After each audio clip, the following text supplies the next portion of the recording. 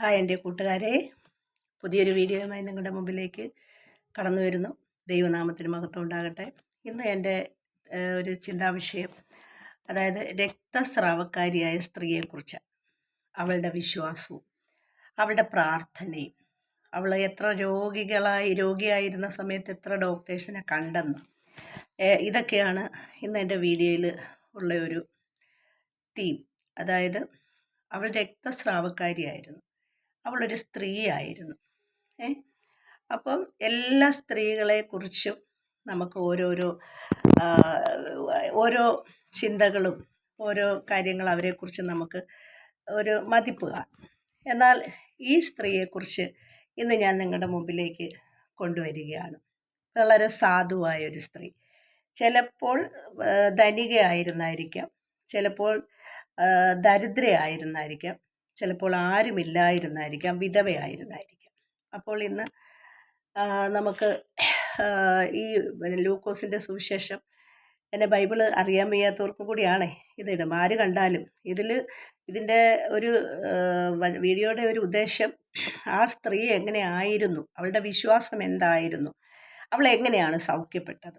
ഇന്ന് യേശു അനേകർക്ക് പള്ളികളിൽ, ഓരോ ആരാധനാക്കൂട്ടങ്ങളിൽ യേശു പ്രവർത്തിക്കുമോ എന്നൊക്കെ ഒരുപാട് സംശയങ്ങളും, യേശു സൗഖ്യമാക്കുമോ എന്നൊക്കെ ഒരുപാട് സംശയങ്ങളുള്ള ഒരു കാലഘട്ടമാണ്. അതുകൊണ്ടാണ് ഈ രക്തസ്രാവക്കാരി സ്ത്രീയെ ഞാൻ എടുത്ത് എൻ്റെ വീഡിയോയിലൂടെ ഞാൻ പരിചയപ്പെടുത്തുന്നത്.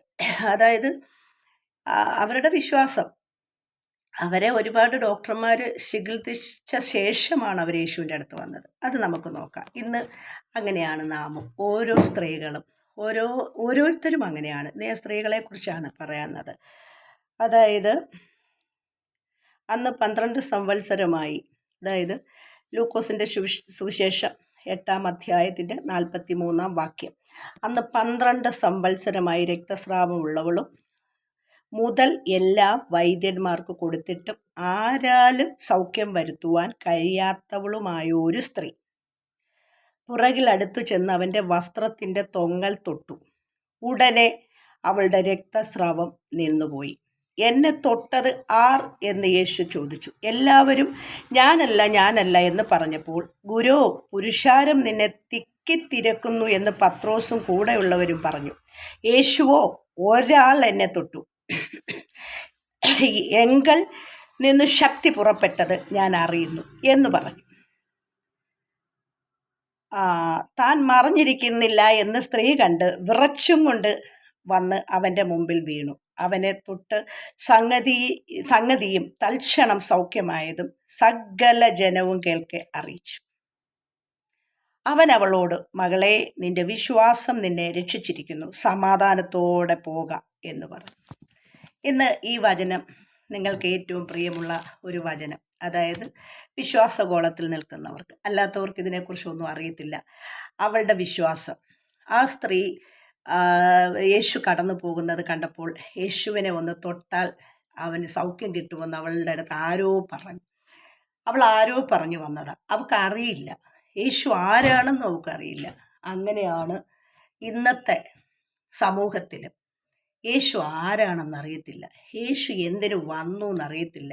ചിലർക്കൊക്കെ അറിയത്തില്ല.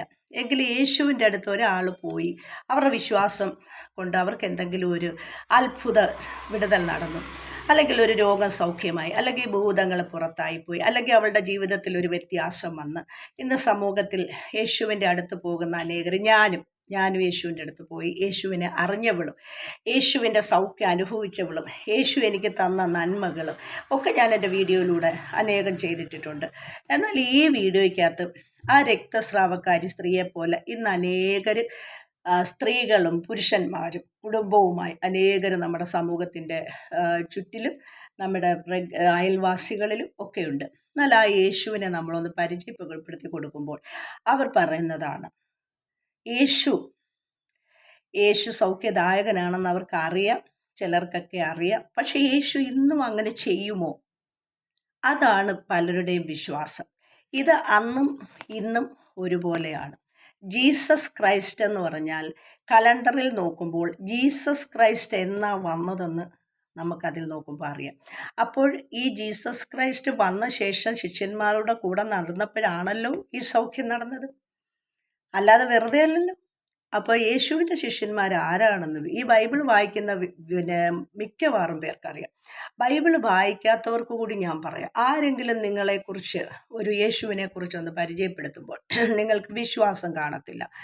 എന്നാൽ ആ വിശ്വാസം കാണുവാൻ അനേകർ പോയി കണ്ടും കേട്ടും വ്യക്തികൾ നിങ്ങളോട് പറയുമ്പോൾ അത് വിശ്വസിച്ചാൽ നിങ്ങൾക്കും രക്തസ്രാവക്കാരിയെ പോലെ അവളെപ്പോലെ സൗഖ്യം കിട്ടും. ആ സൗഖ്യം എങ്ങനെ നടന്നു എന്ന് നിങ്ങളുടെ മുമ്പിൽ ഇതിനകത്ത് വ്യക്തമായി പറയുന്നുണ്ട്. 12 സംവത്സരമായി, 12 വർഷം. നമുക്കും ഇന്ന് ഓരോ രോഗങ്ങൾ വരുമ്പോൾ 10 വർഷം, 11 വർഷം, 12 വർഷം, 38 വർഷം, 5 വർഷം, 10 വർഷം, ഇങ്ങനെയൊക്കെയുള്ള രോഗങ്ങൾ നമ്മുടെ ജീവിതത്തിൽ എല്ലാവരിലും ഉണ്ട്. അപ്പോൾ പല ഡോക്ടർമാരും ചികിത്സിച്ച് പലതിലും പോയി സൗഖ്യമില്ലാതെ നമ്മൾ പലിശയ്ക്ക് പൈസ എടുത്ത്, അല്ലെങ്കിൽ പോയി ലോൺ എടുത്ത്, അല്ലെങ്കിൽ മറ്റുള്ളതെല്ലാം സമ്പത്തെല്ലാം നമ്മുടെ നഷ്ടപ്പെട്ടിട്ട് നമ്മളോട് പലരും വന്ന് പറയും, നിങ്ങൾ ഇന്നടുത്ത് പോയി ഒന്ന് പ്രാർത്ഥിക്കുക, യേശുവിൻ്റെ ഒരു പ്രാർത്ഥനയിൽ പങ്കുകൊള്ളുക.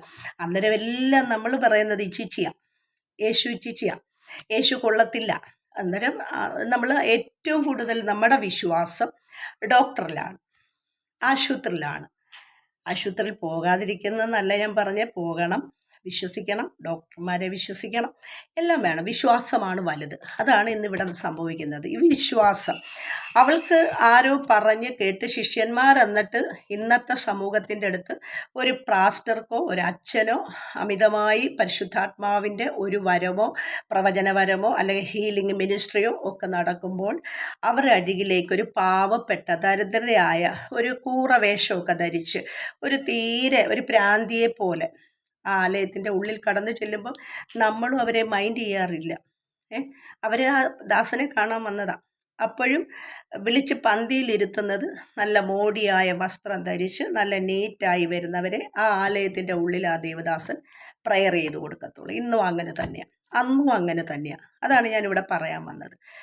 അതായത് ടോക്കൺ വെച്ച് ദാസന്മാരെ കാണാൻ പോകുന്നതുണ്ട്, ക്യൂ നിന്ന് പോകുന്നതുണ്ട്, പിന്നെ ആരെങ്കിലും പ്രസ് ചെയ്ത് ആരുടെയെങ്കിലും നമ്പർ വാങ്ങിയിട്ട് പെട്ടെന്ന് ഡോക്ടറെ അടുത്ത് കയറ്റി വിടുന്നത് പോലെ ഒന്ന് കയറ്റി വിടുന്നതുണ്ട്.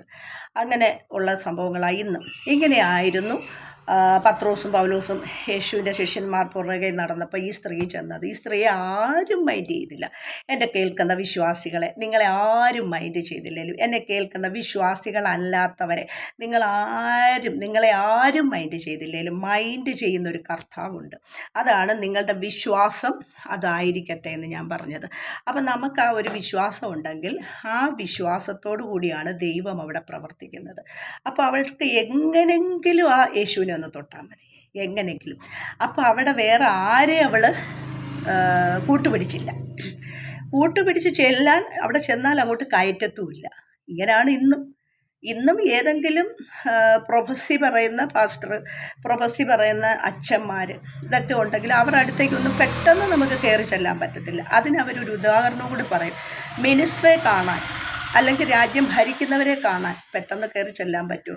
ഈ മിനിസ്റ്റർ അടുത്ത് കയറി ചെല്ലുമ്പോൾ അത് അവർക്ക് അപകടമാണെന്നറിയാം, ജനങ്ങൾ കയറി ചെല്ലും. പക്ഷേ യേശുവിൻ്റെ അടുത്തും ദാസന്മാരുടെ അടുത്തും കയറി ചെല്ലുമ്പോൾ അപകടമില്ല. അത് യേശു സ്നേഹിക്കുന്ന മനുഷ്യനായതുകൊണ്ട് ഒരു ദുരുദ്ദേശത്തോടല്ല യേശു ഒരു മനുഷ്യരെ സൗഖ്യമാക്കിയത്. അതായിരിക്കണം ഇന്നത്തെ എല്ലാ ദൈവദാസന്മാരുടെയും ചിന്ത, ആയിരിക്കട്ടെ ദാസിമാരുടെയും. അപ്പോൾ ഏറ്റവും കൂടുതൽ യേശു ഇഷ്ടപ്പെട്ടത് 2 രൂപ ഇട്ട വിധവയും ഏറ്റവും കൂടുതൽ രക്തസ്രാവമുള്ള സ്ത്രീയെ, അതുപോലെ തന്നെ ഒരുപാട് പേരെ, ഏറ്റവും താഴെ നിന്ന് പാപിനിയായ സ്ത്രീയെ, വേശ്യ എന്ന രഹാബിനെ, ഇതൊക്കെയാണ് യേശു ഇഷ്ടപ്പെട്ടത്. ഇന്നങ്ങനെയാണോ? ഇന്നത്തെ ദൈവദാസന്മാരൊന്നും അങ്ങനെയല്ല. ഏറ്റവും ഇഷ്ടപ്പെടുന്നത് മോടിയായ വസ്ത്രം ധരിച്ചും പള്ളിയിൽ ഇച്ചിരി നല്ല രീതിയിൽ ആരാധിക്കുന്നവരും മറ്റുള്ള കാര്യങ്ങൾ കൂടി നടക്കുന്നവരും, അതല്ലെങ്കിൽ മറ്റുള്ള ഒത്തിരി കാര്യങ്ങൾ അവരിൽ കാണുന്നവരും, അല്ലെങ്കിൽ ഒത്തിരി സമ്പത്ത് കണ്ട് ഇച്ചിരി ഉന്നതങ്ങളിൽ നിൽക്കുന്നവരും ഒക്കെയാണ് ഇന്നത്തെ ദൈവദാസന്മാരും കാണുന്നത്. ഇത് ഞാൻ ആരെയും ക്രിറ്റിസൈസ് ചെയ്ത് പറയുന്നതല്ല, ഇത് വചനത്തിലുള്ള കാര്യമാണ് പറയുന്നത്. അപ്പം അന്നത്തെ കാര്യവും അങ്ങനെ ആയിരുന്നു. പത്രോസും പൗലോസും ഒക്കെ ഇവള് വന്നപ്പോൾ ഇവളെ ദൂരെ മാറ്റി നിർത്തി. പക്ഷെ കർത്താവിനറിയാം കർത്താവിനെ ആരോ തൊട്ട്. ഇന്ന് അങ്ങനെയാണ്. ഇന്ന് ഒരു ചർച്ചിൽ പോയാലും പാസ്റ്റർ അടുത്ത് പോയാലും നിന്നെ കർത്താവിനറിയാം, നീ ആരാണെന്ന് കർത്താവിനറിയാം. നിന്റെ മേലുള്ള കൃപ എന്താണെന്നറിയാം. നീ എന്തിനാ വന്നേന്ന് കർത്താവിനറിയാം. ദാസനും ദാസിക്കും അറിയാൻ പറ്റത്തില്ല. നിന്നെ അറിയുന്നൊരു കർത്താവുണ്ട്. നിന്റെ ഉള്ളങ്ങളെ അറിയുന്നൊരു കർത്താവുണ്ട്. ഉള്ളങ്ങളെ ഉള്ളതുപോലെ വിളിച്ചു വരുത്തുന്ന ഒരു ദൈവമുണ്ട്. ആ ദൈവത്തിൽ വിശ്വസിക്കുക. ഈ രക്തസ്രാവക്കാരി വിശ്വസിച്ചതുപോലെ മുന്നോട്ട് പോയാൽ നമ്മുടെ ജീവിതത്തിൽ വിടുതലുണ്ടാകും. ഇങ്ങനെയാണ് വിടുതലുണ്ടാകുന്നത്. അല്ലാതെ ഒത്തിരി സമ്പത്തും പണവും ഞാനെന്ന ഭാവവുമായിട്ട് എനിക്ക് മുമ്പിൽ നിൽക്കണം, അല്ലെങ്കിൽ മൂടി വസ്ത്രം ധരിച്ച് ചെല്ലുന്ന അതൊന്നുമല്ല കർത്താവ് നോക്കുന്നത്. അപ്പോഴാണ് സൗഖ്യം നടക്കുന്നത്, അപ്പോഴാണ് വിടുതൽ നടക്കുന്നത്. അതായത് ഞാൻ പറഞ്ഞു വന്നത്, ചർച്ചിനകത്ത് ഒരു ദൈവദാസൻ പ്രാർത്ഥിക്കുകയോ അല്ലെങ്കിൽ ഒരു പ്രൊഫസി പറയുകയോ ചെയ്യുന്നിടത്ത്, അല്ലെങ്കിൽ ഞായറാഴ്ച ആരാധനയ്ക്ക് അല്ലെങ്കിൽ വെള്ളിയാഴ്ച ആരാധനയ്ക്ക്, ഇങ്ങനെയുള്ള ആരാധനകളിൽ കടന്നു പോകുമ്പോൾ ഈ രക്തസ്രാവക്കാരിയുടെ മനോഭാവവും പാപിനിയായ സ്ത്രീയുടെ മനോഭാവവും രാഹാബിൻ്റെ മനോഭാവവും അവരുടെ ജീവിതത്തിലെ പ്രതിസന്ധികളും വന്നവരെയാണ് യേശു കർത്താവ് ഏറ്റവും കൂടുതൽ ഇഷ്ടപ്പെടുന്നത്. മനസ്സിലായോ? അപ്പം ഇതാണ് എൻ്റെ ഇന്നത്തെ തീമ.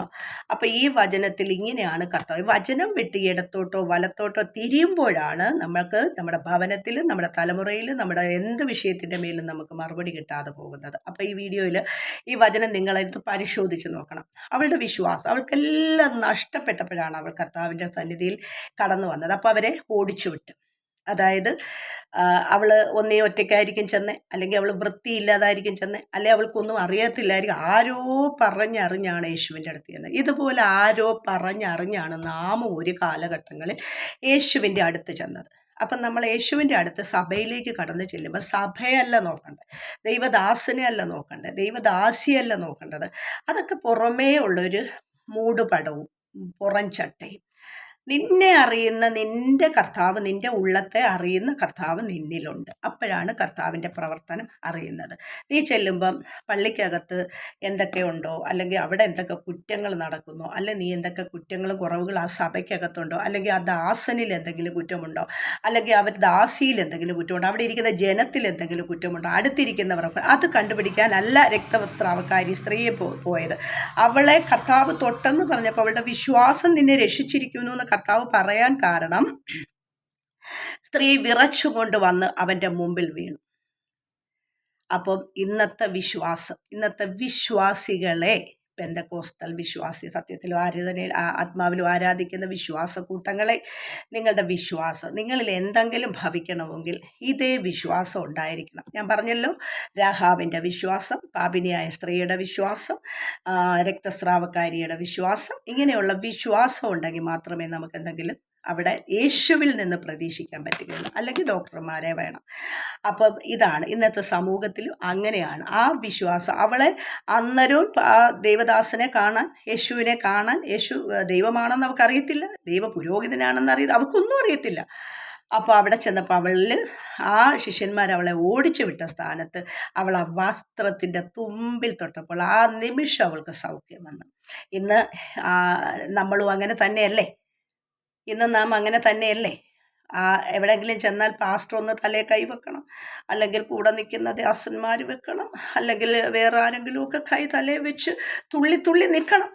എന്നെങ്കിലേ, അതല്ല ഇവിടെ പറഞ്ഞത്. ഈ വിശ്വാസം, ഈ രക്തസ്രാവക്കാരിയുടെ വിശ്വാസം, അവളെല്ലാവരും കൈയൊഴിഞ്ഞപ്പോൾ അവൾ പമ്മി പതുങ്ങി ഇങ്ങനെ ചെല്ലുന്ന ഒരുപാട് പേര് സഭയ്ക്കകത്തുണ്ട്. മക്കളുമാരെ, നിങ്ങൾ കാണണം അങ്ങനെ ചെല്ലുന്നത്. ചിലപ്പോൾ പുറത്തിരിക്കുന്ന പിച്ചക്കാർക്കായിരിക്കും ആ ഒരു വിശ്വാസം. അവരിൽ ദൈവം പ്രവർത്തിക്കും. എവിടെ ഇരുന്നാലും ദൈവം പ്രവർത്തിക്കും. മനസ്സിലായോ? ദൈവം എവിടെ ഇരുന്നാലും പ്രവർത്തിക്കും. ഓടണ്ട, ചാടണ്ട. ചിലരെയൊക്കെ കാണുമ്പം തുള്ളലും ചാട്ടവും ഒക്കെ കാണുമ്പോൾ നമ്മൾ തോന്നും അവർക്കൊക്കെ ഭയങ്കര ഭക്തിയായിരിക്കും എന്ന്. ചുമ്മാതെ വെറുതെ ഭക്തി കാണും. ഞാൻ അതിനെ കുറ്റം പറയുന്നില്ല. പക്ഷേ ഈ ഇളക്കപ്പെരുപ്പം ഒന്നും ഇല്ലെങ്കിലും ചിലർക്ക് ആ ദൈവം പ്രവർത്തിക്കുന്നത് അവരിലൂടെ കാണുന്നത് നമ്മൾ അറിയത്തില്ല. അവരത് പുറത്ത് കാണിക്കത്തില്ല. അവർ സാധാ ഒരു മനുഷ്യരായിരിക്കും. പൗലോസും പത്രോസും ഒക്കെ അങ്ങനെയായിരുന്നു. പത്രോസിനെയൊക്കെ ദൂരെ നിന്ന് കണ്ടപ്പോൾ ആ വെളിച്ചപ്പാടത്തേക്ക് മനസ്സിലായി. മനസ്സിലായോ? അപ്പോൾ ഇതാണ് വിശ്വാസം വേണ്ടത്. ഇത് ഞാൻ ഇന്നത്തെ എൻ്റെ ഒരു പ്രബോധനത്തിൽ എനിക്ക് കിട്ടിയ ഒരു വെളിപ്പാടിൽ ഞാൻ നിങ്ങളുടെ മുമ്പിലേക്ക് ഈ വീഡിയോ ചെയ്തിരുന്നു. ഈ വചനങ്ങളാൽ എല്ലാവരും അനുഗ്രഹിക്കപ്പെടട്ടെ. അതുപോലെ ഈ വിശ്വാസത്തോടെ നിങ്ങൾ സഭയിൽ കടന്നു ചെല്ലാമെങ്കിൽ യേശു നിങ്ങളിൽ പ്രവർത്തിക്കും, യേശു നിങ്ങളെ രക്ഷിക്കും, യേശു നിങ്ങൾക്ക് വേണ്ടുന്നത് അത്ഭുത പ്രവർത്തികൾ. അവൻ്റെ പിറകിൽ ചെന്ന് നിന്നാലും, സൈഡിലിരുന്നാലും, ആലയത്തിൻ്റെ മൂലയ്ക്കിരുന്നാലും, അങ്ങേറ്റത്തിരുന്നാലും, കയറുന്ന വാതിലിരുന്നാലും ദൈവം പ്രവർത്തിക്കും. പ്രവർത്തിക്കുന്ന ദൈവമാണ്. കർത്താവിൽ വിശ്വസിച്ചാൽ ദൈവം പ്രവർത്തിക്കും. വിശ്വസിച്ചാൽ ദൈവത്തിൻ്റെ മഹത്വം കാണും. ആരാധിച്ചാൽ ദൈവത്തിൻ്റെ വിടുതൽ കാണും. ഇതൊക്കെ ഉണ്ടെങ്കിൽ അവരവരുടെ ഉള്ളിലെ വിശ്വാസമാണ് അവനവനെ സൗഖ്യപ്പെടുത്തുന്നതും അവനവന് നന്മയുണ്ടാകുന്നതും അവനവൻ്റെ ജീവിതത്തിൽ പ്രവൃത്തി നടക്കുന്നതും. ഈ വചനങ്ങളാൽ ദൈവം അനുഗ്രഹിക്കട്ടെ. എല്ലാവർക്കും ഇഷ്ടമായെങ്കിൽ ഷെയർ ചെയ്യുക, മറക്കരുത്, സബ്സ്ക്രൈബ് ചെയ്യുക.